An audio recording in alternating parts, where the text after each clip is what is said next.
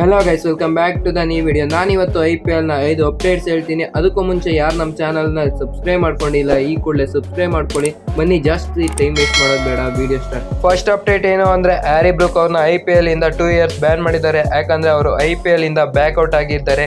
BCCI ಅವರು ಈ year ಇಂದ ಒಂದು ಹೊಸ ರೂಲ್ಸ್ ನ ಮಾಡಿದ್ದಾರೆ. ಯಾರು IPL ಇಂದ ಬ್ಯಾಕ್ಔಟ್ ಆಗ್ತಾರೆ ಅವ್ರಿಗೆ 2 ಇಯರ್ಸ್ ಬ್ಯಾನ್ ಮಾಡಬೇಕು ಅಂತ. ಅದರಿಂದ ಹ್ಯಾರಿ ಬ್ರೂಕ್ ಅವ್ರನ್ನ 2 ವರ್ಷ ಬ್ಯಾನ್ ಮಾಡಿದ್ದಾರೆ. ಸೆಕೆಂಡ್ ಅಪ್ಡೇಟ್ ಏನು ಅಂದ್ರೆ ಲಿಯಾಮ್ ಲಿವಿಂಗ್ಸ್ಟನ್ ಮತ್ತೆ ಫಿಲ್ ಸಾಲ್ಟ್ ಅವರು ಇವತ್ತು ಇಲ್ಲ ನಾಳೆ RCB ಕ್ಯಾಂಪ್ಗೆ ಜಾಯ್ನ್ ಆಗಿ ಪ್ರಾಕ್ಟೀಸ್ ನ ಸ್ಟಾರ್ಟ್ ಮಾಡ್ತಾರೆ. ಥರ್ಡ್ ಅಪ್ಡೇಟ್ ಏನು ಅಂದ್ರೆ ಜಾಸ್ ಹೇಜಲ್ವುಡ್ ಅವರು ಫುಲ್ ಫಿಟ್ ಆಗಿ ಫುಲ್ ಸೀಸನ್ ಆಡ್ತಾರೆ ಅಂತ ಅಪ್ಡೇಟ್ ಬಂದಿದೆ. ಒಂದು ಮ್ಯಾಚ್ ನ ಮಿಸ್ ಮಾಡ್ಕೋದಂಗೆ ಫುಲ್ ಮ್ಯಾಚ್ಗೆ ಅವೈಲಬಲ್ ಇದ್ದಾರೆ ಜಾಸ್ ಹೇಜಲ್ವುಡ್. ಇದಂತೂ RCB ಫ್ಯಾನ್ಸ್ಗೆ ಗುಡ್ ನ್ಯೂಸ್ ಅಂತಾನೆ ಹೇಳ್ಬೋದು.